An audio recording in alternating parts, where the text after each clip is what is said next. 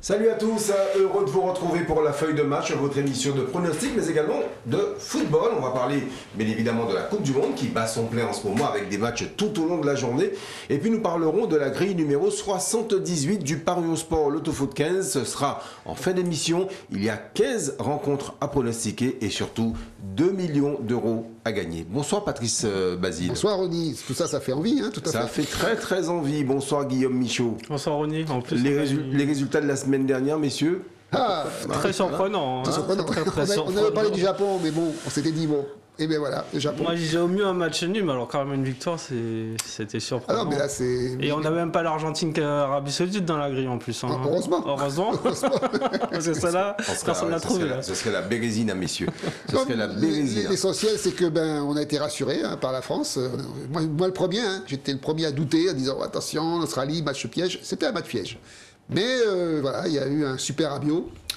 Il y a eu un super Dembélé et on a eu un super Mbappé, et puis évidemment un super Olivier Giroud. Donc voilà, donc ça ne pouvait pas mieux commencer. Maintenant, on verra bien pour la suite. Mais quand on voit les autres équipes, on se dit qu'on a pas mal commencé quand même. Alors messieurs, on va bien évidemment consacrer cette première partie d'émission aux matchs qui se sont déroulés. On va dire, allez, on va se faire les matchs qui se sont déroulés jusqu'à mardi. Ensuite, on fera les matchs de mercredi et jeudi, donc les matchs d'aujourd'hui. Ça vous va? Oui, bien sûr. D'accord, parfait.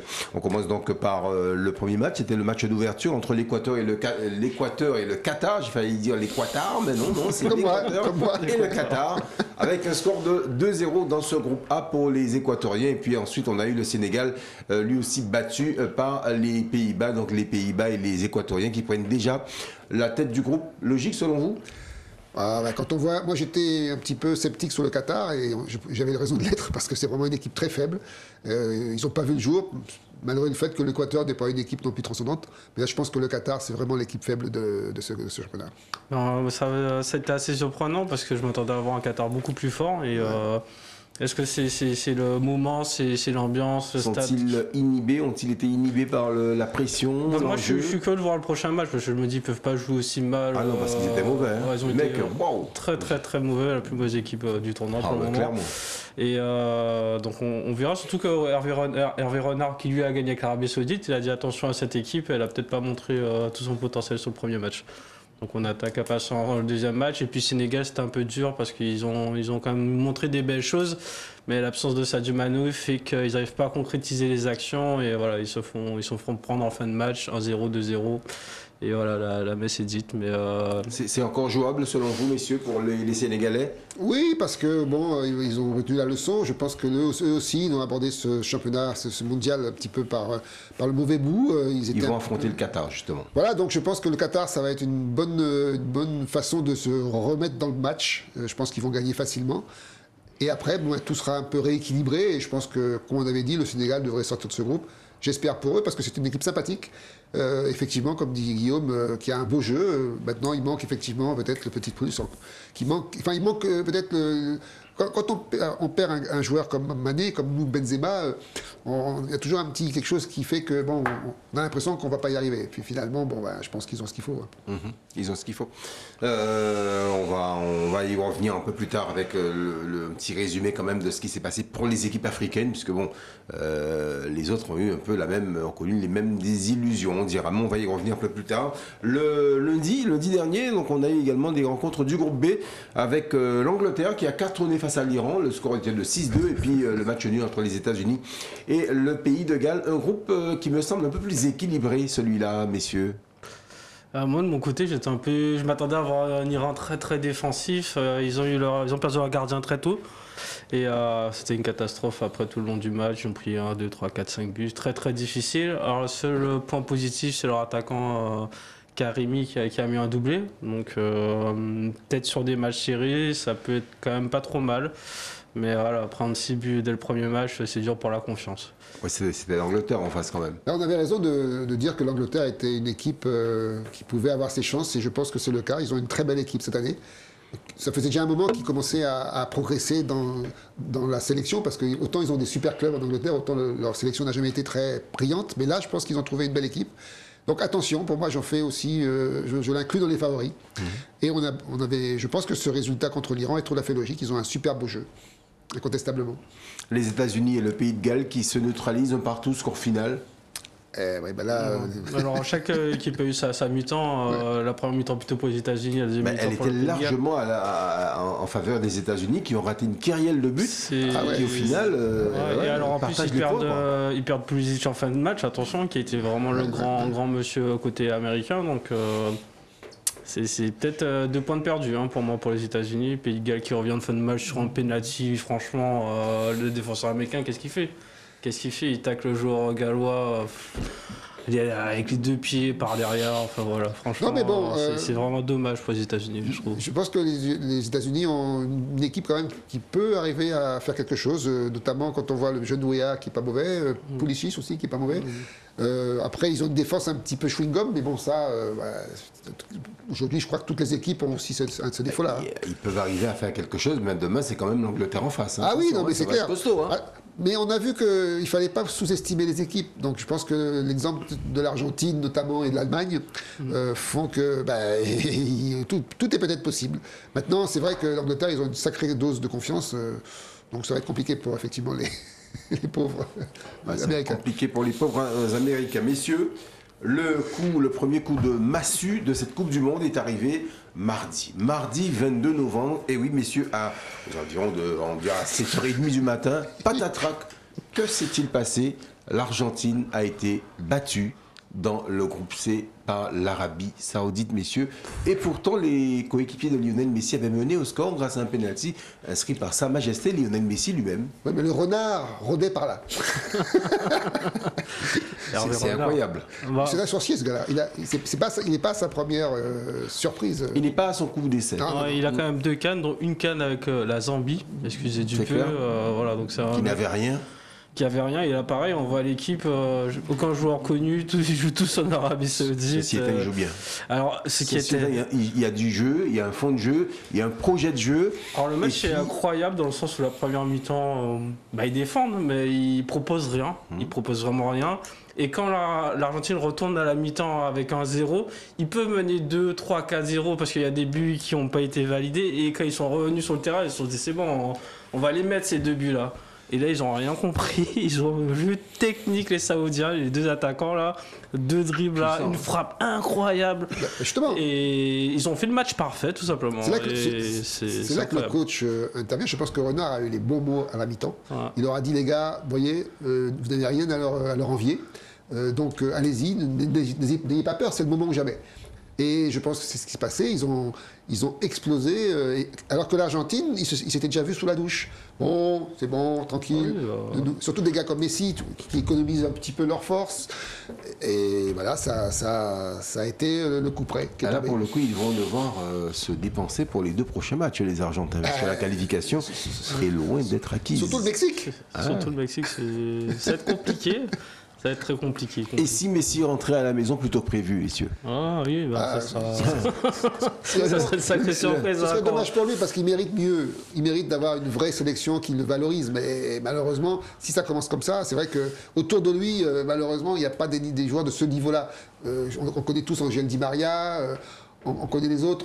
On voit bien que l'équipe d'Argentine manque de cohésion, en fait. En fait, quand on regarde bien ce groupe justement de l'Argentine, c'est le groupe C, on se rend compte d'une chose, c'est que la défaite argentine, en fait, elle peut limite passer inaperçue, puisque les 2 autres équipes se sont neutralisées. Il y a eu 0-0 entre les 2 autres équipes. Et ça peut faire les affaires argentines, puisque ils n'ont qu'un point de retard en fait sur le premier du classement. On se souvient, il y a 4 ans, ils avaient, après les 2 premiers matchs, un seul point. Uniquement un seul point. Ils se sont qualifiés en marquant un but dans les derniers quarts d'heure du dernier match. Donc ça pourrait le refaire, mais reste à assurer contre le Mexique un minimum par contre. C'est ça, ce qui les a sauvés, c'est que les équipes en face n'ont pas fait de résultats. Donc là maintenant, ils savent que ils n'ont plus de joker. Et qu'ils ont un peuple derrière eux qui les attend de pied ferme, surtout. Donc, et Messi, il a envie de montrer que l'Argentine reste l'Argentine. Surtout qu'ils étaient invaincus depuis Non, non. Les équipes cherchaient comment battre l'Argentine et là finalement on a trouvé la potion. Donc est-ce que les autres équipes vont pas réutiliser ce système-là pour contrer l'Argentine? Et c'est ça qui va faire peut-être un peu mal à Scaloni. Il va falloir réinventer des choses sur lesquelles il avait des certitudes et c'est là que c'est compliqué. Ouais. Messieurs, si vous le permettez, on va faire un petit détour par Paris, puisque Morgane me souffle dans l'oreillette qu'il y a quelqu'un qui toque à la porte, mais qui est assez loin de nous quand même. On va voir ce qu'il a à nous dire. Chers amis et collègues de la fin de match, je ne suis pas à Doha, je suis à Paris, à l'Assemblée nationale, et c'est vrai que je tenais à vous gratifier de mes 14 bons pronostics. Vous allez pouvoir les défendre âprement. Je vous dis à très bientôt avec les surprises liées donc à la victoire du Japon par exemple, et puis aussi il y a la série de matchs nuls. Je vous laisse à vos débats, messieurs. À très bientôt. Ce petit clin d'œil, lui qui est du côté de Paris, vous l'avez compris, en ce moment pas très couvert. Hein, il s'est trompé d'avion, je pense qu'il s'est trompé d'avion. Il a eu un stop pour Paris. Messieurs, toujours mardi dernier, la France faisait son entrée en lice contre la même équipe qu'en 2018. Est-ce que c'est signe du destin? J'en sais rien, mais en tout cas, les Bleus affrontaient l'Australie et le résultat était en faveur de l'équipe de France, comme en 2018, cette fois avec un score plus largement acquis, 4-1 pour les Bleus avec un doublé de Giroud qui devient le co-meilleur buteur de l'histoire de l'équipe de France avec 51 buts. C'est du bon pastis. C'est la belle surprise de ce début de mondial, on va dire tout simplement. Moi le premier, je l'avoue, je l'ai dit sur ce plateau, j'étais très inquiet. Parce que je trouvais que cette équipe de France manquait d'homogénéité et l'absence des cadres qu'on connaît, Pogba et compagnie, finalement, ont été compensés par des joueurs qui sont arrivés au bon moment à leur niveau. C'est-à-dire, je pense déjà à Rabiot, que j'avais trouvé excellent contre le Paris Saint-Germain. C'est lui qui a fait très mal au Paris Saint-Germain avec la Juve, et c'est lui aussi qui a remonté la Juve, qui maintenant est 4e de son classement. Donc, Rabiot... il y a Mbappé, évidemment, qui est à son niveau. Il y a Dembélé. Et puis, Giroud, qui, vraiment, depuis qu'il est à Milan, a explosé, je trouve, et a pris une autre dimension. Moi, j'ai eu quand même très peur au début du match. Quand j'ai vu les Australiens marquer, je me suis dit, là, c'est la malédiction. En plus, avec Lucas Hernandez qui se blesse sur l'action. Je me dis, on avait peut-être raison. Et puis, voilà, ils nous ont donné tort. Enfin, ils nous donné tort à un moment parce que je ne voyais pas forcément la France s'imposer. Ils l'ont fait de belle manière, avec du beau jeu, des beaux buts. Donc, limite, j'ai été très surpris de voir certains joueurs à ce niveau. Hein. Je pense à Upamecano, voilà, il a bloqué tous les ballons. Rabiot, voilà, effectivement, il a vraiment assuré. Donc, s'ils arrivent à répéter ce genre de performance et qu'ils arrivent à monter en puissance, surtout, je pense que ça c'est possible. Ça peut être une équipe très intéressante pour la phase du tournoi. On a beaucoup parlé, messieurs, de la blessure de Lucas Hernandez. Mais l'entrée en jeu de son frère était quand même extraordinaire. Moi, je crois que Deschamps... il est presque meilleur. C'est ce que j'allais dire. C'est ce que j'allais dire. Il est presque meilleur, le Milanais. Deschamps s'est trompé, en fait, en sélectionnant son frère à la place. Je pense qu'il a voulu rester sur ses stéréotypes. Oui. Voilà, avec Pavard et... Voilà. Mais c'est la rentrée de Théo Hernandez qui change le match. Ça change le match. Complètement. Hein. Oui, c'est clair. Donc, voilà, bonne surprise. Alors, le seul bémol, c'est que du coup, c'est le dernier dans la liste derrière gauche. Donc, il faut qu'il fasse effectivement tout le reste de la compétition. Donc on lui souhaite bonne chance pour ça. Parce que, je ne comprends toujours pas pourquoi il n'a pas remplacé Benzema, même par un arrière. Parce que un Digne, par exemple. Finalement. Oui, on aurait pu avoir au moins. Un arrière, ça aurait été pas mal. Parce que là, on n'a plus de joker, c'est fini. Ouais, mais il y a Camavinga qui peut jouer, qui est gaucher, qui peut jouer sur le côté gauche. Je pense qu'il a de quoi dépanner. Et puis bon, il peut changer de système, d'échange. Je pense qu'il est. Il est prêt pour le combat, Didier Deschamps, que l'on voit serein. En tout cas, on voit qu'il connaît bien son équipe. Il connaît très bien son équipe. Avant le match, tel va faire telle prestation. Même Giroud met un doublé. Petite déception quand même, Pavard, non? Oui. Oui, c'est le point faible de l'équipe de France, mais c'est limite pas nouveau. Incontestablement. Depuis 2018. Là, on parle de Jules Koundé pour le prochain match. Ce serait peut-être un peu mieux. Après, on connaît ses défauts, en fait. C'est ça le bon côté de Pavard. C'est qu'on sait qu'il n'est pas très rapide, qu'il peut se faire prendre de vitesse et que du coup, c'est vrai que le défenseur, il est obligé de compenser. Pavard, il n'est pas à sa première boulette. Non. En fait, Pavard, c'est son but contre l'Argentine qui fait qu'il est devenu Pavard. Mais sinon, Pavard n'est pas, pour moi, un très bon défenseur. Et d'ailleurs, au Bayern de Munich, je ne sais pas si vous avez remarqué, mais les défenseurs, ils n'ont pas beaucoup de travail. Rappelez-vous de Lizarazu, qui est resté très longtemps au Bayern, et quand il est arrivé à Marseille, il se fait découper. Parce que ça n'a rien à voir. Parce que là, au Bayern de Munich, vous êtes tranquille, vous jouez votre petit match. C'est une équipe tellement forte que vous n'avez pas besoin de vous courir tellement. C'est vrai qu'il y a plus ce côté concentration quand Voilà, on est c'est équipe. ça. Finalement, Voilà. tu es défenseur, tu vois très peu le ballon, tu te focalises plus sur la concentration, le peu d'intervention que tu vas faire. C'est un peu comme le gardien du PSG. Voilà. Ou, Mais de n'importe quelle grande et équipe. Pavard sur le but de l'Australien, c'était le touriste. Il était là, Il laisse le gars passer. voilà, devant lui. allez-y, je n'en ferai rien. Est-ce que, messieurs, dans ce match de l'équipe de France, avec un but et une passe décisive, Adrien Rabiot ne sort pas grandi et ne gagnera pas en confiance et certainement en maturité, puisqu'on sait qu'au milieu de terrain, on n'a pas les Matuidi, on n'a plus les Matuidi, on n'a plus les Kanté, on n'a plus les Pogba. Il y a des places à prendre, il y a clairement un leadership à aller chercher. Est-ce que ça ne peut pas l'aider, Adrien Rabiot? Lui qui n'a pas souvent été bon dans les matchs de qualification ou Pour dans moi, les ça matchs. donne même de la légitimité vis-à-vis des autres joueurs. Une prestation comme celle qu'il a fait, il délivre l'équipe en fait. Il marque le but, il fait la passe décisive qui renverse le match. Et on n'attendait pas forcément lui à un tel niveau que je le disais tout à l'heure. Donc même vis-à-vis de son collègue Chouamini qui est beaucoup plus jeune, moi je trouve qu'il a marqué son empreinte. On savait que Rabiot était un bon, on savait qu'il avait un potentiel. Et encore une fois, je dis que c'est à la Juve qu'il a explosé. Et parce qu'il a plusieurs qualités, il intercepte les ballons, il a une très bonne vision du jeu, et puis il perd pas de ballon. C'est-à-dire que quand il a le ballon, il sait quoi en faire. Et puis surtout, on a vu, c'est un finisseur. Il sait marquer des buts. Donc, bravo. Il est bon de la tête aussi. Il est très bon de la tête. C'est ça qui est... Non, mais moi, je dis Rabiot, je suis très content de l'avoir. Rabiot, bonne pioche. Son seul bémol, c'est son petit côté un peu nonchalant des fois à certains moments. Mais bon. Mais qu'il a un peu corrigé quand même. Depuis. Puis il a amélioré, effectivement. Pour l'instant, messieurs, les circonstances sont favorables à l'équipe de France avec le match nul entre le Danemark et la Tunisie. Encore Donc mieux. la France a 2 points d'avance sur son prochain adversaire, le Danemark, qu'elle va affronter samedi. Ça fait partie l'une des nombreuses purges qu'on a eues. On a eu à droit à 4-0-0 depuis le début de la compétition. Voilà, celui-là, c'était le match où j'ai pu faire ma sieste. Je sais pas pour toi, Patrice. Moi, je craignais beaucoup le Danemark, j'avoue. On avait d'ailleurs dit pour le classement du groupe que le Danemark était au-dessus de la France. Et puis finalement, quand on voit les prestations, on se dit que non, finalement, je ne sais pas si c'est parce que c'est le premier match, mais il ne nous a pas impressionnés en tout cas. Non. Par rapport à la France, je trouve qu'ils ont, au contraire, ils n'ont pas vraiment d'atouts qui font que cette équipe sort du lot, voilà, tout simplement. Donc, messieurs, si on résume bien cette première partie, parmi les grandes stars, Mbappé réussit son entrée en matière. Ah oui. Messi passe complètement à côté, puisque l'Argentine a été battue. Mbappé qui, au passage, a marqué également en équipe de France. Donc, c'est très bien. Donc, pour l'instant, en tout cas, on peut dire ça comme ça par rapport aux grandes stars du football mondial. Ouais, Giroud, on pourrait presque l'ajouter à la liste. Oui, c'est clair. Oui, Pourquoi pas.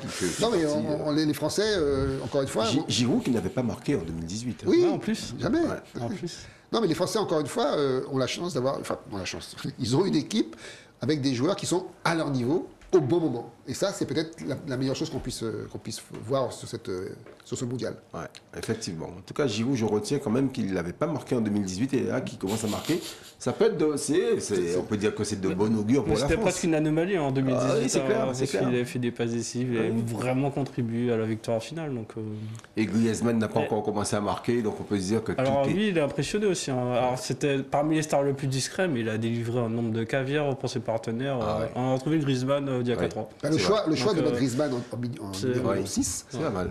C'est très bon aussi comme démarche parce qu'il approvisionne effectivement, et puis il court. Et puis les deux couloirs avec Mbappé d'un côté et Dembélé de l'autre, ça court.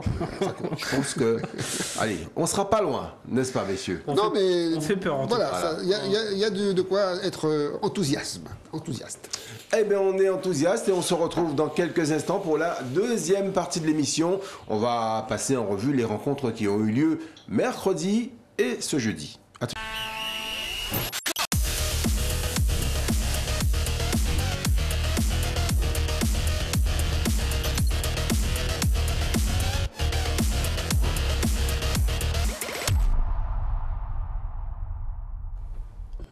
Retour sur le plateau de la feuille de match, les amis, après avoir passé en revue les rencontres des groupes A, B, C et D, eh bien nous voici A, B, C, D, E, F, G, H. Et oui, on poursuit l'alphabet, la descente de l'alphabet, et les rencontres ont eu lieu hier, c'est ça, mercredi, avec notamment, messieurs, un certain... moi, je m'attarde sur le match de l'Espagne. Espagne-Costa Rica, 7-0. C'est le deuxième carton de ce mondial qatari. Oh, bah, c'était une véritable démonstration. On attendait à chaque fois le but d'après. Pas grand chose à dire. L'Espagne a fait de l'Espagne. Ils ont conservé le ballon. Ils ont joué à la baballe entre eux. Et puis, quelque chose qu'on voit beaucoup dans ce tournoi, en fait, beaucoup de préparation au milieu de terrain et en défense et des longs ballons, des ballons directs pour les attaquants. Et souvent, ça fait mouche. Beaucoup de buteurs côté espagnol, au moins 6. C'est le record de la compétition. Il ne me semble pas avoir vu de 7-0 depuis la création de la Coupe du Monde. Donc, il y a eu un 7-1 Brésil-Allemagne. 7-2, ouais. 7-2. Mais 7-0, donc je crois pas. Ouais. Donc, bravo. Et puis surtout, l'Espagne n'était pas habituée forcément à marquer énormément de buts. Là, c'est fait. Donc, pour moi, ça en fait... peut-être le favori ou l'un des favoris en tout cas. Carrément. 7-0. C'était le Costa Rica, non, c'était pas non plus. En fait, je trouve que le défaut de l'Espagne de manière générale, c'est qu'ils ont toujours du mal à marquer quand ils dominent. Et là, ils en mettent 7. Et tous les joueurs, ils seront en confiance en attaque. C'est pour ça que je pense que ça peut être pas mal, sachant que le prochain match c'est contre l'Allemagne, donc on sera vite fixé sur leur vrai niveau de jeu, je pense. Déjà, il y a deux chiffres qui sont très évocateurs. C'est le fait qu'ils ont déjà 85% de position de balle dans ce match. Donc ça veut dire qu'ils sont effectivement... l'Espagne fait de l'Espagne. Mais surtout, ils ont un record apparemment, puisque depuis 1966, on n'avait pas battu ce record-là. 537 passes réussies dans le match. Ils en ont fait plus. 537. Non, c'est le record. Oui, c'est ça. Oui. Donc, si vous voulez, ça explique tout. Alors, que le Costa Rica n'était pas effectivement l'équipe au niveau, je veux bien, mais ça augure quand même d'un style qui peut en faire chuter d'autres. Oui, mais le style espagnol, on le connaît, je veux dire, c'est pas nouveau. Non, c'est pas nouveau. Parce que contre une équipe, une équipe qui joue bloc bas, comme la France par exemple, est-ce que ça, ils auront autant de facilité à déployer leur jeu, leur toqué moi, je suis pas sûr. Ah ben, on verra contre l'Allemagne. Moi, je pense qu'ils auront systématiquement la possession à tous les matchs. Donc oui, bien sûr. Forcément à l'équipe adverse de s'adapter. devoir s'adapter, en fait. Bien sûr. Ça. Mais je veux dire, la France n'ira pas se jeter dans la gueule du loup contre l'Espagne. Non, mais c'est sûr que c'est ça le problème avec l'Espagne. Quand ils rencontrent l'Italie, la France, les équipes qui savent défendre, c'est vrai que c'est un peu plus compliqué. Voilà. C'est ce que je voulais vous entendre. Mais quand même 7, quoi. Oui, c'est sûr. Mais sinon, l'Angleterre aussi peut être championne du monde. Elle a mis 6. Hein. Moi, j'ai eu mal pour mon goal Navas. Ah, ça fait mal pour lui. Et, en plus, il y a peut-être un but qui peut arrêter. Après, le reste, globalement, il ne fait pas grand-chose. Hein. Non, il y en a un où il fait un peu une cagade. Il va chercher le ballon. Dans l'autre rencontre de ce groupe E, messieurs, la surprise est venue du Japon. Alors là, les hommes du pays du soleil levant qui ont battu les Allemands. Et pourtant, on dit que le football est un sport qui se joue à 11 et à la fin, c'est toujours l'Allemagne qui gagne. C'était avant ça, messieurs. Pareil, un demi-temps, une première mi-temps où les Allemands ils carburent, les Japonais ils tirent pas une fois au but, mais ils sont quand même intéressants parce qu'ils arrivent à marquer un but qui est refusé, donc on peut se dire pourquoi pas. Ils reviennent en deuxième mi-temps, ils se font toujours dominer. Et là, grand changement de tactique, ils doivent absolument marquer. Il fait sortir 2 latéraux, enfin l'entraîneur japonais, il fait rentrer 2 ailiers. Et là, changement de jeu, ça commence à jouer, à faire avancer le ballon. Et voilà, il marque 2 buts en 10 minutes, un quart d'heure peut-être. On attend la réponse des Allemands et puis elle viendra malheureusement jamais. Donc, ils ont eu pas mal d'occasions, les Allemands. Donc, faut peut-être pas les enterrer quand même trop vite. Et les Japonais... équipe à suivre, équipe très spectaculaire en plus. Déjà, moi, je pense que c'est la meilleure équipe du Japon de tous les temps. Donc, on n'a jamais vu une équipe du Japon qui joue aussi bien. Moi, ce qui me frappe avec cette équipe du Japon, c'est pour ça que j'avais dit que attention à eux. C'est une équipe qui est très disciplinée. Des joueurs, on voit que tout est, il n'y a pas de fioriture, très technique. Le deuxième but là, c'est le gars prend le ballon et hop il part et puis il frappe sur la barre. Donc c'est très rapide du coup, petit mais rapide. Moi je trouve qu'ils ont beaucoup d'atouts. Et puis alors il y a une chose aussi qui les a peut-être avantagés, c'est que la plupart de ces joueurs apparemment jouent en Allemagne. La plupart des joueurs qui jouent dans cette équipe du Japon, ils connaissent parfaitement donc ils savaient quels étaient les défauts de ces Allemands. Un peu rugueux, mais peut-être qu'ils avaient pris aussi trop à la légère. C'était le cas de la Belgique, rappelez-vous, il y a 4 ans. La Belgique avait failli perdre contre le Japon, parce que, c'est le Japon, alors voilà, on a une demi-finale contre la France, il faut s'économiser. Non, mais bravo à eux. Et ça ne fait que relever le suspense dans ce groupe. Ouais, effectivement, le suspense est entier dans ce groupe. Ce groupe E, précisément, pour une simple et unique raison, messieurs, c'est que lors du prochain match, l'Espagne va affronter l'Allemagne et que dans le même temps, le Japon va affronter le Costa Rica, réputé équipe la plus faible du groupe. Ouais. Ouais, c'est chaud pour les fesses des Allemands en fait. Imaginez-vous un seul instant que le Japon batte le Costa Rica, comme on dit chez nous, d'y fait entre eux à l'Allemagne. Et en plus, je crois que le match est juste avant, si je raconte pas de bêtises. Donc, l'Allemagne va peut-être rentrer sur le terrain en ayant l'obligation d'aller gagner contre l'Espagne, qui garde la balle. On a peut-être le premier éliminé du tournoi, la première surprise. C'est bien possible. Ça peut être chaud cette affaire-là. Messieurs, nous allons maintenant parler du groupe F avec là aussi 2 rencontres, dont une qui a accouché de match nul entre le Maroc et la Croatie. On ne va pas dire qu'on a atteint les sommets footballistiques. En tout cas, j'étais déçu pour ma part de la prestation de ceux que l'on appelait à l'époque les Brésiliens d'Europe. Ouais. J'ai trouvé la technicité plutôt côté marocain. Moi. On sent que le poids des âges pèse sur l'entrejeu, notamment sur Modric. C'est vrai que c'était un match compliqué. Le Maroc, beaucoup très technique aussi, mais pas forcément les bons choix dans les dans les zones de prédilection. Et pas forcément de grands finisseurs croates, donc c'est comme ça que ça aboutit à un match un peu stérile finalement, et faudra peut-être un autre style d'opposition pour les deux équipes pour pouvoir vraiment montrer leur talent. Oui, c'est clair que la Croatie de cette année n'a rien à voir avec la Croatie d'il y a 4 ans, le vice-champion du monde qui avait quand même été jusque-là parce qu'ils avaient quand même à chaque fois été en prolongation, tir au but. Mais cette année, c'est vrai que Modric... un peu décevant, Brozovic un peu meilleur. Un peu vieillissant aussi, surtout. Surtout, ouais, c'est ça. J'ai le sentiment, voilà une équipe qui n'a pas réussi la mutation, non, c'est ça, tu vois, passer de cette génération dorée à la régénérer un petit peu avec des jeunes. C'est ça. Ce qu'a fait l'Allemagne, ce qu'a fait l'Espagne. Ouais, c'est vrai que quand on est un petit pays comme la Croatie, ou même l'Uruguay, c'est vrai que vous avez des joueurs, des fois ils font 20 ans en sélection parce que c'est difficile de trouver le remplaçant idoine.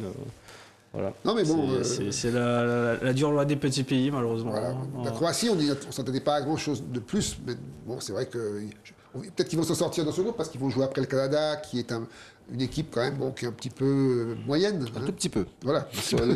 Les Belges ont eu quand même un peu de fil à retordre. Oui, mais c'est pareil, parce qu'ils ont pris le match peut-être par le mauvais bout.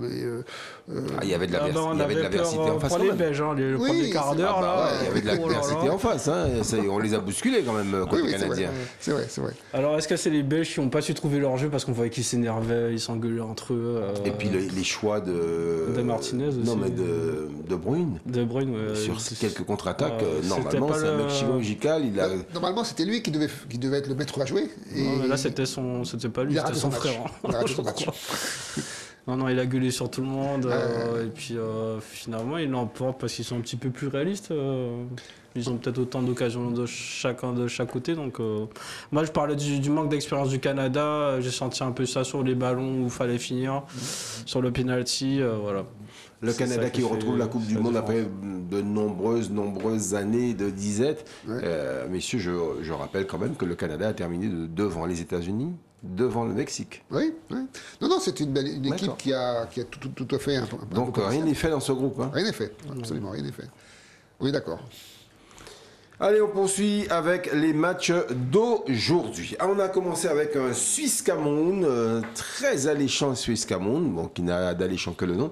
On a juste vu Roger Milla récompensé en début de match. Les Camerounais, les Lions, ils ont été carrément domptés pour le coup.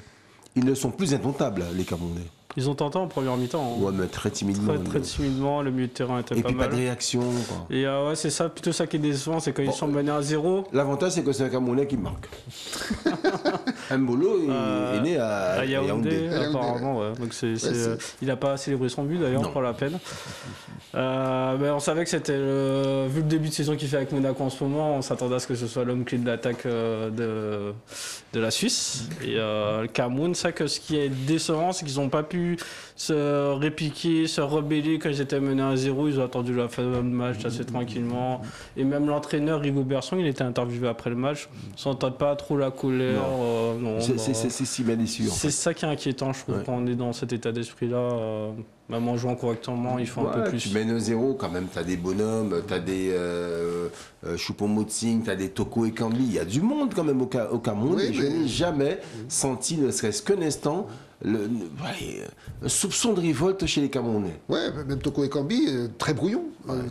Il a beaucoup raté. Choupo-Moting, il a fait ce qu'il a pu, malheureusement. Ça n'a pas suffi. Non, c'est vrai que cette équipe, je ne sais pas si c'est le coach Rigobert Song qui n'a pas su leur donner cette motivation supplémentaire qu'il faut en Coupe du Monde parce que c'est une compétition à part. Et peut-être que le Cameroun, je ne sais pas, il est arrivé là un petit peu peut-être en chaussettes, je ne sais pas comment on peut dire ça. Et pourtant, il y a l'ombre de Samuel Eto'o qui plane sur l'équipe, puisqu'il est directeur de la fédération de football de Cameroun. Donc c'est vrai que je crois qu'il avait imposé à l'équipe de gagner la Coupe du Monde. Bon. C'est du Samuel Eto'o tout craché. Hein. Peut-être que c'est un premier match, comme beaucoup d'autres équipes, où ils ont commencé un petit peu faiblement et qui vont se reprendre. Mais c'est vrai que le Cameroun nous a déçus. C'est une équipe qui généralement nous apporte autre chose. Beaucoup plus de vivacité, beaucoup plus d'enthousiasme. Surtout les Africains ont ce football un peu enthousiasme qu'on leur connaît, hein, qui nous fait envie souvent. Et malheureusement là, c'était pas le cas. C'est quand même la deuxième équipe africaine à baisser pavillon, à être resté sur le carreau après le Sénégal. Messieurs, le groupe H, non, on n'a pas fini avec ce groupe, justement, parce que ça s'est terminé ce jeudi, après-midi, avec un certain Brésil-Serbie. Et là, les Brésiliens qui gagnent avec un doublé de Richarlison, un homme qui a une particularité, c'est qu'il ne marque pas en club, mais en sélection, ça cartonne.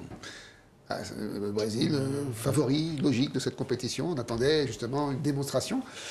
Bon, ils ont fait du Brésil, comme on peut dire. Hein. Ils ont monopolisé la balle, ils ont eu des belles actions, il y a eu un super but. Ah oui. Donc, je pense qu'il a tenu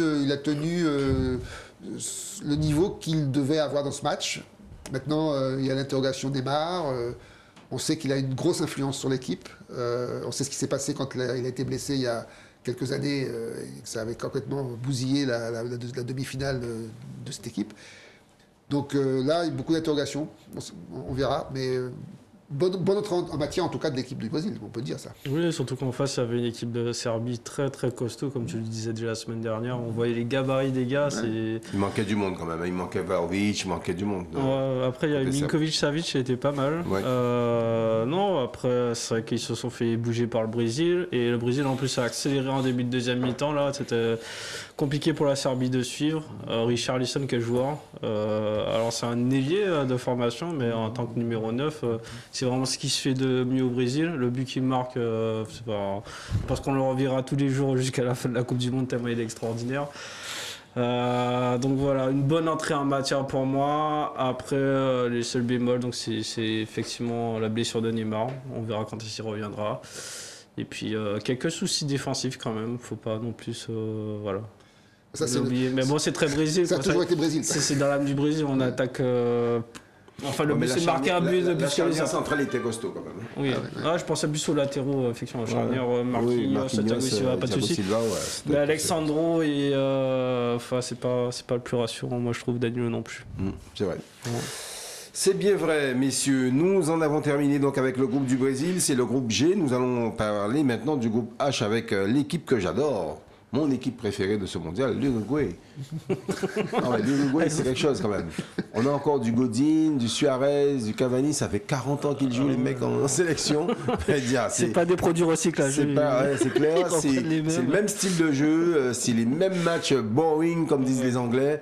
Un match où on s'ennuie comme des rats morts. C'est incroyable. Il n'y avait rien. C'est dommage, il y avait de quoi faire parce que les coureurs, ils avaient envie, quoi. Mais, ils se sont posés à un bloc. C'était un match fermé, de jeu fermé à cadenas. Voilà. L'Uruguay, ils ne voulaient pas perdre le match, donc ils ont réussi leur défi. Mais rappelez-vous, il y a 4 ans, quand on joue cette équipe, c'est bing, bing, bing. Mbappé qui s'amuse, qui se fait engueuler par Deschamps parce qu'il s'amuse tellement que les mecs ils sont prêts à le casser en deux. Enfin, l'Uruguay, c'est une équipe, contrairement à toutes les équipes d'Amérique du Sud, qui n'a pas le spectacle firit, comme on dit. On dirait que c'est une équipe qui joue, mais ne peut pas perdre. Mais il n'y a pas vraiment d'intention de jeu, quoi. C'est ça que je trouve. Oui, mais c'est pas, contrairement à l'Argentine, contrairement au Venezuela, la Colombie, le Brésil. C'est pas Joga Bonito. C'est clair que c'est pas Joga Bonito. Hein. C'est clair, là, ils appellent ça chez eux la gara, la rage de vaincre. Mais bon, ça se limite au milieu de terrain, la gara, ça va pas très loin. Hein. Pourtant, ils ont des attaquants de classe mondiale, il n'y a pas de souci, des joueurs même de classe mondiale. Vieillissant. Mais vieillissant, une équipe vieillissante et une équipe qui, à mon avis, aussi n'a pas su régénérer ses cadres, faire venir une nouvelle génération de joueurs. On a même un sélectionneur, Tavares, que l'on voit depuis je sais pas comment une Coupe du Monde. Ils l'ont changé quand même. Ils l'ont changé l'année dernière quand même. Mais il est revenu là. Ah d'accord. C'est lui, hein. Ah c'est lui qui est en manette. Ah non, pardon, autant pour moi. Je confonds avec l'entraîneur du Portugal. Mais c'est vrai qu'il était resté tellement longtemps qu'il a encore sa patte sur l'équipe, il est resté je sais pas une vingtaine d'années. C'est vrai. D'ailleurs on va vérifier ça tout de suite. Je vais vous dire de qui il s'agit pour le sélectionneur. C'est Alonso, il s'appelle effectivement le sélectionneur de cette formation uruguayenne, s'appelle Alonso, exactement, et je confondais avec ce monsieur Tavares, mais je le confondais avec le sélectionneur du Portugal. C'est un peu la même tête, Diego Alonso, le sélectionneur donc de cette formation parce uruguayenne. Que tu veux qu'on parle du Portugal, c'est ça? On va parler du Portugal, messieurs, on va parler du Portugal qui a battu la troisième équipe africaine, en tout cas noire africaine, puisqu'il y a la Tunisie et le Maroc qui font également partie du continent africain, mais les équipes nord-africaines, but de qui? Cristiano Ronaldo était là. L'inusable. L'inusable Cristiano Ronaldo qui a ouvert le score pour ses... et qui a marqué comment? Un penalty. C'est du Cristiano Ronaldo. Qui l'a provoqué. Non mais bon, le Portugal... Ronaldo, Joao Félix et notre ami Leao, voilà les trois buteurs de la formation portugaise contre 2 buts inscrits par Ayou et Boukari pour la formation ghanéenne. Bon, voilà le Ghana qui passe à côté quand même d'une belle entame de tournoi. Bon, on pensait que le Ghana avait fait le plus dur en égalisant. Et non, ça n'a pas tenu malheureusement. Ils n'ont pas montré tant de choses que ça, le Ghana, contrairement au Portugal. Donc c'est un résultat qui est quand même assez logique. Mais le Ghana a eu une petite occasion en fin de match. Le gardien portugais, en voulant dégager le ballon, il fait rouler le ballon à terre. Et il n'a pas vu qu'il y avait un joueur ghanéen dans son dos qui a failli piquer le ballon. Donc on n'est pas passé loin d'un 3-3 quand même. D'un hold-up. Voilà, c'est quand même un bilan assez décevant pour les équipes africaines parce que pour l'instant 0 victoire, 2 matchs nuls pour le Maroc et la Tunisie. On savait que le Ghana n'était pas non plus la meilleure équipe et que le Portugal logiquement devait prendre le dessus. Maintenant, c'est vrai que... mais les équipes asiatiques vous avez fait rêver, là, le Japon, l'Arabie Saoudite. Ouais. On s'était dit pourquoi pas l'Afrique. Non, mais bon, le Portugal a montré qu'ils étaient toujours là et que, mine de rien, 38 ans. Voilà. Ils postulent toujours à vouloir... Vous savez que j'adore les stats. Cristiano Ronaldo, messieurs, est le seul joueur du monde à avoir inscrit un but dans 5 Coupes du Monde consécutives. Voilà. Non, mais beau. C'est beau. Il ne faut pas oublier que ces joueurs-là ont été des monstres. Messi, Ronaldo, c'est des joueurs qui vont marquer leur époque avec un grand E. Parce que franchement, ce que fait Ronaldo, même si aujourd'hui il est un peu déclinant, moi je dis c'est magnifique. Il faut donner cet exemple-là à tous les jeunes qui commencent le football aujourd'hui. D'hygiène de vie, une rage de vaincre. Magnifique.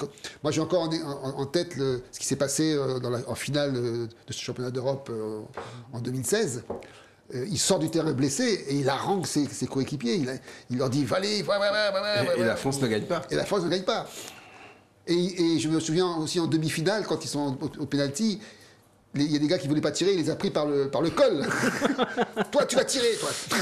Et l'autre gars était là, il regardait. C'est vrai que c'est bien pour un entraîneur d'avoir un joueur comme ça qui a fait le relais. Qui motive les troupes à fond. Ça change. Et c'est, je dirais, 70% de la réussite de cette équipe, c'est Ronaldo. Hein.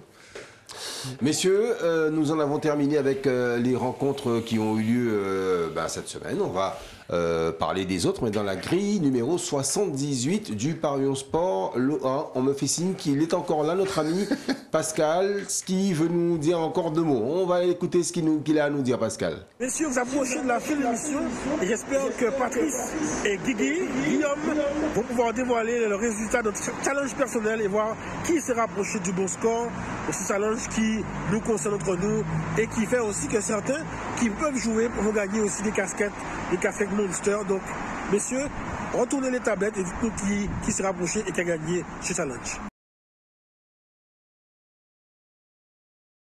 Donc, les tablettes dans quelques instants, lors de la 3e partie de l'émission, que je vous invite à suivre, bien évidemment. Donc, faites-nous l'amitié de rester avec nous. On se retrouve dans quelques instants.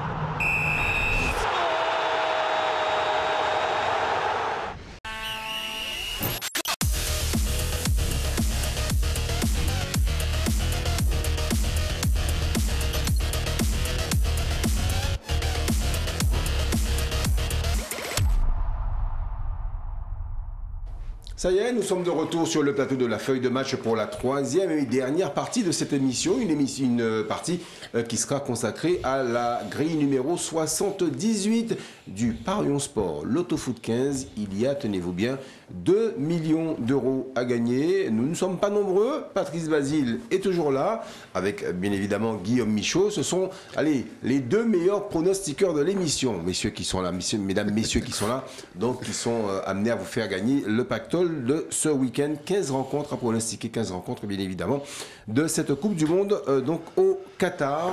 Validation avant samedi 26 novembre à 11h55 précise. Messieurs, il y a quelques instants, eh bien, Pascal Bond nous a sollicité pour un jeu. Je crois que vous aviez donc des petits pronostics qui concernaient la rencontre que je me retourne Danemark-Tunisie. Ah, j'ai peur. Danemark-Tunisie, Guillaume. Ah, j'ai peur. 3-0. C'était pas trop ça, non. Il y a un peu moins de buts. Danemark-Tunisie pour Patrice, 4-0. Ah ouais, on monte là, allez. Et Danemark-Tunisie pour notre ami Pascal, 3-0. Ah bah, Donc on était tous très confiants. Très danois, vous étiez très danois, monsieur. Vous avez fait, voilà, vous n'avez pas voulu croire en l'exploit tunisien. Et bien, vous êtes passés, messieurs, donc à côté de ce pronostic. On va jouer ou pas, messieurs Après, hein, voilà, je vous rends les armoises, histoire que vous les effaciez et que vous fassiez le nécessaire également pour le match que nous allons choisir tout à l'heure lors du tirage au sort. Allez, la grille, est-ce qu'elle peut s'afficher sur vos écrans, mes chers amis téléspectateurs? Voilà, avec Morgane, on n'a qu'à demander. Elle s'affiche là, la grille 78, donc à valider, c'est bien avant le samedi. Donc c'est avant samedi 26 novembre à 11h55 avec 15 rencontres. Donc France, Danemark, Argentine, Mexique, Japon, Costa Rica, Belgique, Maroc, Croatie, Canada, Espagne, Allemagne, Cameroun, Serbie, Brésil, Suisse, Portugal, Uruguay, Pays-Bas, Qatar, Équateur, Sénégal, Iran, États-Unis, Pays-Bas, Angleterre, Australie, Danemark et Tunisie, France. Voilà donc les rencontres que vous devrez, donc messieurs, pronostiquer. Patrice, vous avez quelque chose à dire? Non, en fait, l'idée c'est de savoir si on va donc pronostiquer un match que vous allez, mon cher Ronny, je choisis au hasard. Allez, hop, donner. Tac, voilà. J'appuie et je suis tombé sur Brésil-Suisse, messieurs. Et voilà, donc on va... Voilà, à vos ardoises. Brésil-Suisse, le pronostic c'est pour vous et bien évidemment, on verra ça jeudi prochain. Messieurs, on commence la grille. France-Danemark. La France qui remporte son premier match alors qu'en face, les Danois ont fait match nul contre la Tunisie. Les Bleus peuvent-ils, selon vous, vaincre le signe indien? De toute façon, quand on voit ce qui s'est passé pour la France contre l'Australie, quand on voit toutes les bonnes choses que cette équipe de France nous a montrées, et en face ce que le Danemark nous a produit, contrairement à ce que nous avions imaginé, je pense qu'aujourd'hui, j'inverserai ma tendance. Je dirais que la France est favorite sur ce match parce que tout simplement, je trouve qu'elle a une meilleure homogénéité dans son jeu, des meilleures individualités aussi, puisque incontestablement des Mbappé, Rabiot, on l'a dit, Dembélé et Giroud sont à leur meilleur niveau. Maintenant, la seule interrogation qu'il y avait, c'était cette histoire de défense. Apparemment, bon, bah, vu qu'on a aussi un milieu qui est assez stabilisé avec Tchouameni, avec Griezmann qui est descendu, et donc Konaté qui sont également un petit peu nouveaux mais qui se sont adaptés. Le seul problème, c'est Pavard, mais on l'a dit. Mais je pense que cette équipe de France peut se qualifier sur ce deuxième tour et assurer sa qualification d'ores et déjà. Pour avoir un match de repos au moins, hein, le dernier match Tunisie. Le match des coiffeurs. Des coiffeurs, voilà. Ah oui. Donc moi je dirais France gagnante, donc 1 sec pour la France. Guillaume? C'est vrai que la France m'a impressionné lors du dernier match. Alors c'est peut-être aussi en partie dû à ce qu'avait proposé l'Australie en face. Là ce sera une autre opposition. On sait que le Danemark c'est toujours compliqué avec la France. Ces derniers temps c'était même la kryptonite de la France. Hein. La France a perdu ses 2 matchs contre le Danemark. Donc j'ai imaginé deux scénarios parce que la France on peut avoir le meilleur comme le pire. Le 1, donc la victoire des Français logiquement, ou alors le Danemark qui crée la surprise parce qu'eux il faut absolument qu'ils gagnent pour passer ce tour. Donc 1 ou 2. 1 ou 2 pour Guillaume. Le match suivant entre l'Argentine et le Mexique, c'est déjà le match de la peur pour ces Argentins qui ont perdu leur premier match. Il faut absolument l'emporter contre les Mexicains. Moi, je crois que l'Argentine a sous-estimé l'équipe contre laquelle elle a perdu l'Arabie Saoudite. Je pense qu'ils ont effectivement commencé cette compétition trop en dedans et que là, ils vont arriver bien reboostés par un peuple qui va justement ne va pas leur pardonner quoi que ce soit désormais. Tout le monde attend que Messi, en Argentine, soit champion du monde. Donc, si c'est pour se sortir au premier tour, c'est pas glorieux. Donc je pense qu'ils vont se rattraper, d'autant qu'il y a une statistique, mon cher Ronny, que vous aimez bien, c'est que le Mexique perd toujours contre l'Argentine. donc, a priori, même si l'Argentine était invaincue et que finalement ils ont été battus, peut-être que cette petite statistique va aller en leur faveur. J'en ai une autre pour vous. L'Arabie Saoudite n'avait jamais gagné contre l'Argentine. Vous avez toujours. Donc moi. Je vais commencer par une stat aussi sur les 10 derniers Argentine-Mexique. Il y a 8 victoires de l'Argentine et 2 matchs nuls. Donc voilà, ça fait depuis 2004, je crois que le Mexique n'a jamais battu l'Argentine. Ils sont affrontés en 2010 et en 2006. 2 fois, c'était des victoires de l'Argentine assez nettes. Donc voilà, vous savez déjà pour qui je vais pronostiquer la victoire. Ce sera pour l'Argentine tout simplement parce qu'ils n'ont plus le droit à l'erreur. L'Argentine qui n'a plus le droit à l'erreur. J'ai pas donné mon pronostic, donc ce sera moi 1 et 2 parce que justement, je me dis toujours que quand on a perdu le premier match, il y a toujours un petit doute. Donc c'est possible que le Mexique en profite. Donc, Japon-Costa Rica, c'est le 3e match, messieurs. Des Japonais en confiance après leur victoire face à l'Allemagne. Vont-ils remettre le couvert face au Costa Rica? Patrice? Franchement, ces Japonais m'ont vraiment étonné.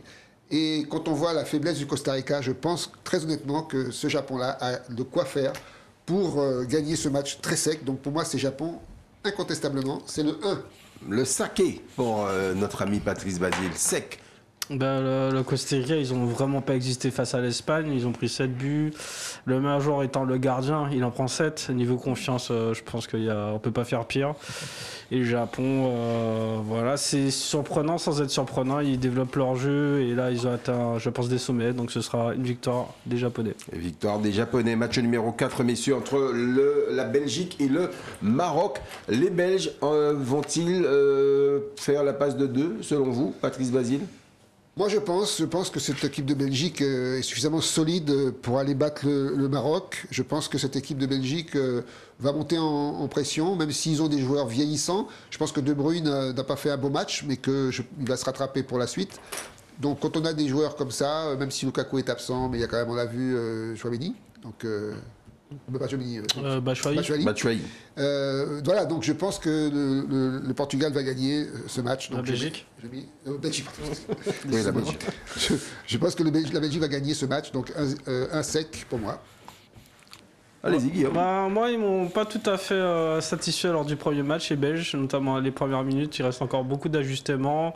Lukaku n'est pas encore de retour, donc ouais, il y a des postes faibles selon moi. Et le Maroc a montré une belle technique lors du match de la Croatie. Ça sera peut-être insuffisant pour l'emporter, mais pourquoi pas un match nul, ou sinon ce sera les Belges qui sont un peu quand même meurtriers lorsqu'il s'agit de finir les actions, donc un au N. EON, match suivant, messieurs. de cette grille numéro 78, la Croatie, après son match nul qui affronte le Canada. On dira deux équipes qui doivent se refaire la cerise, tout simplement. Oui, deux équipes qui n'ont pas très bien commencé, deux équipes qui ne nous ont pas montré grand-chose non plus. La Croatie, comme on l'a dit tout à l'heure, une équipe vieillissante qui n'est plus tout à fait au même niveau qu'il y a 4 ans. Donc un match compliqué à pronostiquer parce que le Canada a envie de bien faire. Le Canada est une équipe neuve, comme vous l'avez dit, qui n'était pas en Coupe du Monde depuis 1986. Donc c'est pas pour sortir au premier tour. Donc ils vont tout faire pour aller embêter ces Croates. Donc je dirais que sur ce match, normalement la Croatie a les moyens de gagner, mais je mettrai un petit nul à côté pour assurer le coup. Guillaume. Moi, je pense que le prestige des équipes vont influer sur le match. D'un côté, on est une équipe qui n'a jamais marqué en Coupe du Monde en 4 matchs. Et l'autre équipe a fait finaliste il y a 4 ans. Ils ont vraiment... Il y a un gros écart d'expérience entre les deux équipes. Et c'est pour ça, pour moi, que la Croatie va l'emporter. La Croatie va l'emporter pour Guillaume. Le match suivant, messieurs, va opposer sur cette grille l'Espagne à l'Allemagne. C'est le choc de cette grille entre deux équipes aux destinées complètement différentes. Les Espagnols qui ont montré leur classe, étendu leur classe face au Costa Rica, et les Allemands qui ont été battus par des Japonais et qui doivent se reprendre tout simplement des défaite interdite pour l'Allemagne. En tout cas, c'est un match que je ne vais pas rater parce que ça promet d'être un très très beau match entre deux équipes qui ont deux styles totalement différents. Donc l'Espagne, effectivement, qui nous a montré un style très avec des passes monopolisant le ballon, etc. Et l'Allemagne, qui effectivement doit montrer ce qu'ils ont une ambition cette année, qu'ils ont une nouvelle équipe qui a beaucoup d'atouts, on peut le dire, hein, qui s'est pris les pieds dans le tapis, évidemment, contre le Japon. Donc c'est un match qui peut déboucher sur un nul, comme une victoire, comme une défaite. Donc c'est pour ça que j'ai pris mon triple. Parce que sur ce match-là, franchement, c'est extrêmement compliqué de faire un pronostic. Alors moi, je fais une analyse à peu près similaire. Seule différence, c'est que je ne mettrai pas le nul parce que je pense, j'imagine que effectivement le Costa Rica va l'emporter juste avant... que le Japon va l'emporter face au Costa Rica et que l'Allemagne sera entre guillemets dans l'obligation de vouloir gagner ce match-là. Et donc c'est pour ça que je mettrai le 1 ou le 2 parce que s'il y a un match nul et il reste 10 minutes, les Allemands ils vont tout mettre en attaque, ils vont faire entrer tous les attaquants. Donc voilà, 1 ou 2. Match suivant, messieurs, on est déjà au match numéro 7 entre le Cameroun et la Serbie. Deux équipes qui ont été défaites lors du premier match. Donc il faut gagner là. Pour le Cameroun, il faut également gagner pour la Serbie. Alors on l'a dit, le Cameroun, équipe décevante, ça c'est clair, qui nous a pas montré grand-chose. Et en face, une Serbie qui a joué... à la Yougoslave, moi j'aime bien dire ça, parce que c'est des anciens de la Yougoslavie, avec des arguments quand même intéressants. Alors sur ce match-là, franchement, j'ai du mal à sortir un vainqueur, donc je pense qu'il y aura un match nul, parce que les deux équipes, malheureusement, n'ont pas d'arguments véritablement, en tout cas sur ce qu'ils nous ont montré sur ce premier match. Si Toko Ekambi et autres ne se relèvent pas, ne montrent pas leur niveau, je pense qu'on va vers un nul. Donc moi, j'ai préféré mettre un nul parce que franchement, sur ce match, que je considère un peu comme un match bof, je vois pas d'autre solution. C'est vrai que c'est un match qui, je pense, sera équilibré, des oppositions de style. Difficile de sortir un vainqueur, c'est pour ça que moi aussi, je partirais sur le match nul. Mais le Cameroun m'a un peu déçu lors du dernier match, donc je ne sens pas capable d'aller obtenir les 3 points. Donc je mettrais le nul ou alors la victoire de la Serbie. Qui peut être réaliste avec ses attaquants Mitrovic et Tadic. Le nul ou la victoire de la Serbie. Messieurs, nous sommes déjà au match numéro 8, donc à la moitié de cette grille. Entre le Brésil et la Suisse, c'est l'autre choc de cette grille. Entre deux équipes, là aussi, qui ont gagné, pour le coup, leur premier match. Brésil face à la Serbie et la Suisse face au Cameroun. Donc, on peut se contenter de nul. Et puis, le Brésil risque de jouer sans Neymar. Oui, bon alors justement, ils ont gagné toutes les deux, mais pas de la même manière. Pour moi, la Suisse a gagné, mais bon, c'était un petit peu limite. Alors que le Brésil nous a montré quand même une certaine classe. Ils ont quand même dominé ce match de la tête et des épaules. Ils méritaient de gagner sans aucun problème. L'absence de Neymar, oui, ça, c'est sûr que c'est un gros problème pour eux. Mais je pense que cette année, ils ont une équipe quand même assez homogène. J'espère pour eux que Neymar ne sera pas absent trop longtemps. Mais contre les Suisses, j'ai pas trop de crainte, donc je pense que le Brésil va gagner. Et j'ai mis une victoire sèche. Ouais. Tite qui a dit que Neymar va rejouer, c'est sûr, avant la fin de la Coupe du Monde. Bon, Tant mieux. Bah, j'espère pour lui. Moi, j'aime pas en général les phrases comme ça. Alors en plus, il y a le Brésil avec Neymar et sans Neymar, mais le Brésil sans Neymar, c'est pas forcément toujours plus mauvais. En Copa América 2019, Neymar Oui. s'était blessé juste Ils ont avant. gagné. Et finalement, le Brésil est allé à la fin et 2 ans plus tard, il revient et le Brésil échoue face à l'Argentine en finale. Donc ils ont tellement d'arguments offensifs. C'est-à-dire, aujourd'hui, on a eu quand même Rodrigo qui rentre, Anthony qui rentre, enfin voilà, des joueurs extraordinaires en Gabriel attaque. Jesus. Gabriel Jesus, Firmino qui reste à la maison, enfin voilà, c'est-à-dire, ils ont tellement de choix offensifs, Neymar n'étant pas là, je pense qu'il trouvera la solution pour l'emporter. Donc ce sera une victoire contre les Suisses qui n'ont pas beaucoup d'imagination malheureusement.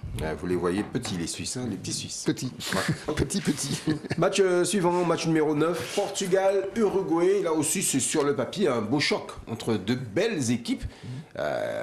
Il faut s'attendre à un match hyper fermé, hyper cadenassé. Ah oui, ça c'est clair. Je pense que c'est un match qui peut effectivement aussi accoucher d'un match nul. Mais moi, ma théorie, c'est que autant au Portugal, il y a un leader, on l'a dit, hein, c'est Ronaldo, qui est capable de se sublimer, mais sublimer aussi ses partenaires. Autant en Uruguay, je ne vois pas. Je vois une équipe, mais sans vraiment de leader. Et c'est pour ça que je donnerai ma faveur au Portugal sur ce match. En me disant que de toute façon, il y a toujours une possibilité que ce soit un match fermé, donc il débouche sur un match nul. Donc j'ai mis vainqueur Portugal avec un petit match nul à côté, au cas où. Ouais, moi je pense aussi qu'on va avoir une opposition de style. Alors ouais, c'est vrai qu'à le Portugal, ils ont comme leader Ronaldo. Ils ont un leader un peu, c'est Godin finalement, mais c'est vrai que c'est pas le même style de leadership. C'est beaucoup plus calme. Et il a failli faire la différence aujourd'hui. Il a tapé le poteau sur un corner. Ouais. Donc c'est des matchs, ça va jouer sur un coup de pied arrêté, 1-0, mais je sais pas qui va marquer. Donc là, j'ai prévu le triple. Sur le match du Brésil Non, pas le match du Brésil. Uruguay, Portugal. Ouais. Et puis c'est quand même les deux têtes d'affiche de ce groupe-là. Donc match serré, voilà, difficile à pronostiquer selon moi. Ouais, difficile à pronostiquer. Selon notre ami Guillaume Michaud. On va passer au match suivant, messieurs. Et donc on attend que le synthé également puisse changer. Match suivant, c'est Pays-Bas-Qatar. J'ai envie de dire, bon, comme le dit d'ailleurs le synthé, hein, la catastrophe. Très honnêtement, je ne vois pas comment cette équipe du Qatar pourrait embêter les Pays-Bas quand on voit la prestation de cette équipe du Qatar. Alors, on l'a dit, peut-être que le premier match était un match où il y avait beaucoup de pression pour ces joueurs du Qatar qui jouaient devant leur public. Peut-être qu'ils étaient un peu inhibés. Enfin, on peut expliquer toutes sortes de choses. Mais la Hollande, aujourd'hui, je pense à une équipe qui est, je trouve, très créative, un peu à l'image de l'Ajax, hein, qui me plaît beaucoup. Donc, moi, j'ai toujours aimé la Hollande en général, hein, à l'époque de Cruyff et compagnie. Mais voilà, il en reste quand même quelque chose. Donc, contre cette équipe du Qatar, bon, j'ai pas de doute sur l'issue du match. Donc, j'ai mis évidemment la Hollande sans aucun problème. Ça risque d'être aussi l'issue de la Coupe du Monde. Je pense que les spectateurs qu'on a payés pour venir au stade, il y en a qui viendront plus. Ah oui, bah, c'est clair que ça va être compliqué pour le Qatar. De ce qu'ils ont montré, ils sont incapables de battre la Hollande. Après, qu'est-ce qui pourrait changer? C'est le match qu'il y a demain. Effectivement, s'ils font un match intéressant, pourquoi pas en revenir à notre jugement, mais à l'heure actuelle, ce sera une victoire très très facile des Pays-Bas. Merci. Match 11 maintenant entre l'Équateur et le Sénégal. Ce sera le troisième match, hein, nous sommes d'accord, des Sénégalais qui vont affronter donc l'Équateur, parce qu'en match numéro 2, les Sénégalais affrontent le Qatar. Donc, messieurs, donc c'est un match qui sera, à mon avis, compliqué, mais bon, sur lequel les Sénégalais peuvent s'en sortir, Patrice, non? Oui, je pense que cette équipe du Sénégal, encore une fois, a raté son match d'ouverture, mais qu'ils ont tout ce qu'il faut dans leur valise pour aller battre cette équipe. Parce que quand même, quand on a des Mendy, des Gueye, des Diallo, je pense ils ont quand même un potentiel énorme. Donc, non, l'Équateur a gagné le Qatar. Bon, parce que justement le Qatar n'avait pas les bagages qu'il fallait non plus. Mais je pense que le Sénégal, s'ils veulent s'en sortir, ce match-là est décisif pour eux, donc ils mettront tout ce qu'il faut pour gagner. Et donc je dirais que... alors, moi je vais pronostiquer quand même 1 ou 2 parce que je suis parieur, mais je pense que le Sénégal devrait l'emporter. Voilà. Le Sénégal devrait l'emporter. Guillaume. Après, c'est vrai que c'est des matchs un peu sont soumis à la condition du match précédent et que ça va forcément influencer sur notre grille. Mais j'imagine que l'Équateur sera devant le Sénégal au démarrage, au coup d'envoi, et que le Sénégal devra courir derrière le score. C'est ce que j'imagine. Hein. On le saura que demain. Donc c'est pour ça que j'ai imaginé soit le 2, le Sénégal est obligé d'aller chercher la victoire, ou peut-être le nul suffit à l'Équateur pour se qualifier. Donc N et 2. Le N et le 2, match suivant, c'est le match numéro 12 entre l'Iran et les États-Unis. Ça sent l'incident diplomatique, ça, messieurs. Oui, ça rappelle des événements politiques. Et c'est vrai que ce match aurait été très Comme particulier. certains Argentine, Angleterre Ouais. aussi. Non, mais alors, sur le plan sportif, franchement, sur ce que nous ont montré les Américains, je pense qu'ils ont de quoi aller chatouiller et même battre cette équipe d'Iran, parce que les Iraniennes, franchement, même si c'était l'Angleterre en face, n'ont pas grand-chose à montrer. Donc, très honnêtement, je pense que les Américains ont plus d'atouts dans leur jeu que l'Iran. Donc, oui, c'est l'Iran. Donc, moi, je mettrais l'Angleterre vainqueur. L'Iran vainqueur. L'Iran vainqueur. Ah non, c'est- Iran-États-Unis. C'est Iran et États-Unis. Ah, pardon. Attention, ça peut être ça. Hein. Vous pouvez laisser. Hein. Donc, c'est les États-Unis. Pour moi, c'est les États-Unis. Les États-Unis, le 2. Donc, bon, Patrice, on l'avait bien compris. Guillaume. C'est une revanche du match de 1998.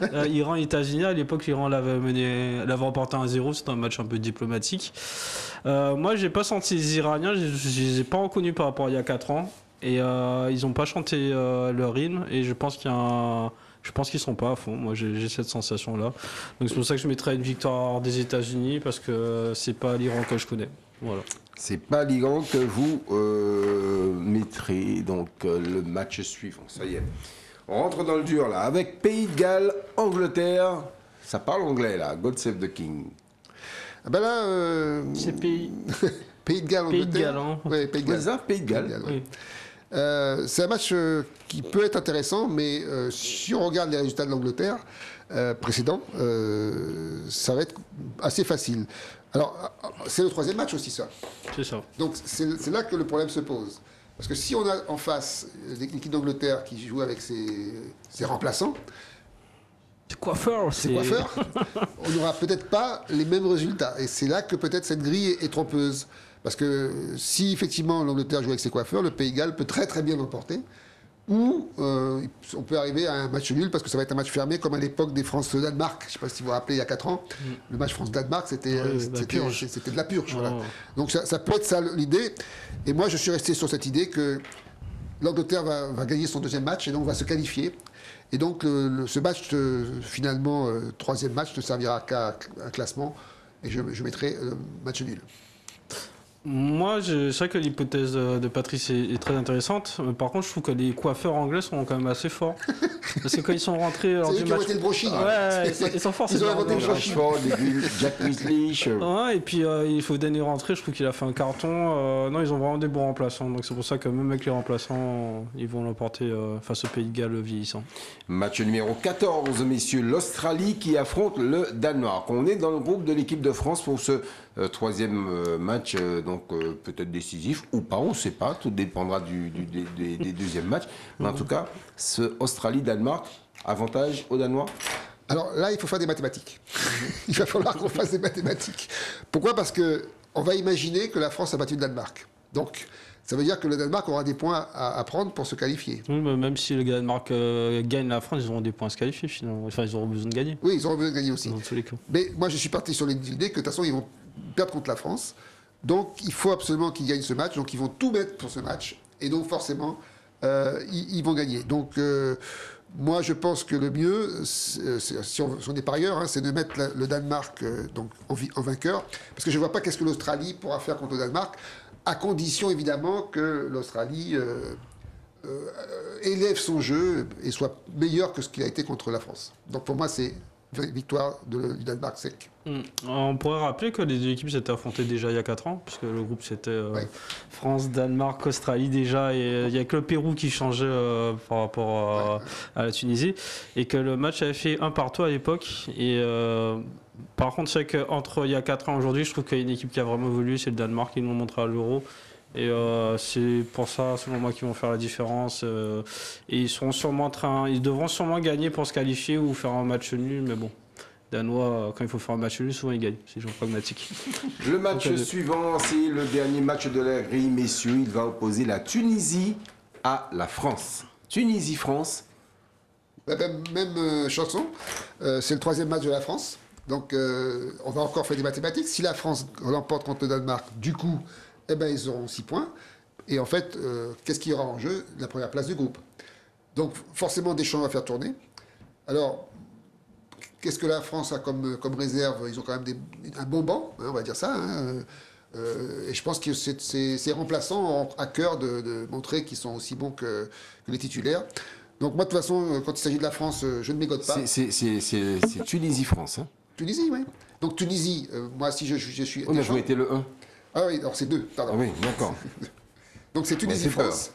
Donc je mets la France en gagnante, parce que de toute façon, je ne parierai pas autre chose que la France vainqueur sur ce tournoi. Et de toute façon, je pense que contre la Tunisie, on a de quoi, des arguments pour aller gagner. Il me semble. Alors, après, Deschamps, il est tellement des fois pragmatique, il est capable de bazarder le match si la France est déjà qualifiée. Après, en plus, peut-être qu'être deuxième, oui. c'est pas si mal que ça pour les Français, peut-être de finir deuxième. Ça va dépendre aussi de ce qui se passe dans le groupe C. Hein. Et si l'Arabie Saoudite finit premier, peut-être que ça vaudra le coup d'être deuxième pour les affronter. Qui sait? Ça, c'est encore des mathématiques. Ouais, après, c'est des mathématiques. En sachant que le groupe D se joue après le groupe C, voilà, au moins ils sauront qui est potentiel 8e de finaliste. Et c'est vrai que du coup, ça devient difficile. Et surtout que la Tunisie peut être équipe surprise. En tout cas, ils ont été un peu surprenants face au Danemark. Donc je mettrai la France, mais voilà, peut-être à revoir en fonction des matchs de demain. Voilà. On a jusqu'à quand pour valider la grille? C'est jusqu'à samedi. Jusqu'à samedi 26. Voilà. C'est très court. Donc profitez de votre vendredi. C'est très court. Voilà, pour finaliser votre grille. Messieurs, merci pour ces pronostics que nous allons bien évidemment synthétiser et on va vous proposer tout à l'heure, donc dans quelques instants même, la synthèse de nos pronostics. Messieurs, vous avez rempli également vos petites fiches pour le match que j'ai choisi. Brésil, on a dit Brésil. Brésil-Suisse. Brésil-Suisse. Donc voilà, vous allez inscrire vos pronostics et on va découvrir ça jeudi prochain, même antenne. Vous n'avez rien à nous faire gagner, Patrice Basile. Ah, mais bien sûr que si. Alors. Bien sûr que si. Alors, je rappelle à tous nos téléspectateurs que nous avons un jeu maintenant qui est donc destiné à faire beaucoup de gagnants. Donc, l'idée, c'est quoi? C'est de gagner des super cadeaux. Donc, comme cette casquette que j'ai devant moi. Donc, qui sera à vous et qui a déjà été à beaucoup, puisque ceux qui ont joué la semaine dernière, il y en a beaucoup qui ont gagné. Donc, ils ont reçu leurs cadeaux, casquettes et autres d'ailleurs. Et pour cela, c'est très simple. Il faut que vous alliez donc sur l'indication qui est marquée en bas de l'écran, qui va apparaître dès que notre technicien l'aura mise en place. Et une fois qu'ils auront donc envoyé leurs coordonnées, etc., donc on pourra faire un tirage au sort. Enfin, non, car tous ceux en fait, c'est les 30 premiers qui nous envoient leurs adresses et leurs coordonnées qui remportent cette magnifique casquette. Et alors, surtout, parmi les 30 gagnants, on va tirer au sort l'un d'entre eux qui aura peut-être la chance de venir nous rendre visite à la prochaine émission. Donc, voilà l'idée.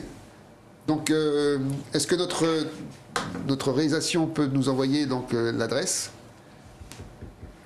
Et sinon, eh bien, on la transférera En fait, sur l'application. Ouais. Est-ce qu'on peut l'avoir, l'adresse qui défile habituellement sur votre écran et juste en bas de l'écran on a cette adresse qui défile, mais en tout cas elle va venir dans quelques instants. Le temps pour nous de la retrouver. On va passer à la synthèse, les amis, et on va vous proposer la synthèse des pronostics qui va s'afficher dans quelques instants sur vos écrans et vous allez voir que la synthèse n'est pas mal non plus finalement, parce qu'elle englobe les pronostics de Pascal Bon, elle englobe également les miens et puis bon, ceux de Pascal, de Guillaume et de Patrice, bien évidemment. La synthèse des pronostics de cette grille numéro 78, c'est maintenant, avec donc le match numéro 1 entre la France et le Danemark. Le pronostic est sans équivoque le 1. Argentine-Mexique, le 1 et le 2. Japon-Costa Rica, le 1 et le N. Belgique-Maroc, le 1 et le N. Croatie-Canada, le 1. Espagne-Allemagne, le 1, le N et le 2. Cameroun, Serbie le N, Brésil, Suisse le 1, Portugal, Uruguay le 1 et le N, Pays-Bas, Qatar le 1, Équateur, Sénégal le N et le 2, Iran, États-Unis le 2, Pays de Galles, Angleterre le 2, Australie, Danemark le 2 et enfin Tunisie, France le 2 que nous vous proposons également. Voilà donc cette grille à valider bien sûr avant samedi 11h55. Messieurs, merci. On se retrouve jeudi prochain, même heure, même antenne. Eh bien oui, parce que c'est une Coupe du Monde qui est passionnante, qu'on aura beaucoup de plaisir à commenter et à analyser. On espère que les 2 millions, ce sera pour nous, hein, pour nos parieurs. On est là pour ça, pour les aider à faire leur pari et gagner beaucoup d'argent si c'est possible. Oui, la Coupe du Monde continue. N'hésitez pas à regarder de nouveau l'émission. Elle est disponible sur YouTube et diffusée de multiples fois sur Éclair Télévision. Merci à vous Guillaume Michaud, merci également à vous Patrice Basile. On se retrouve donc jeudi prochain. Restez bien évidemment sur Éclair TV. Oui. Je rappelle que l'émission est diffusée donc sur YouTube, bien sûr. On peut la retrouver sur internet et on pourra avoir donc les coordonnées du jeu aussi sur cette voilà. Exactement. Super. Et vous allez pouvoir gagner de belles casquettes et d'autres lots encore. Il n'y a pas que les casquettes, je vous le promets. Excellente soirée. Restez bien évidemment sur Éclair TV.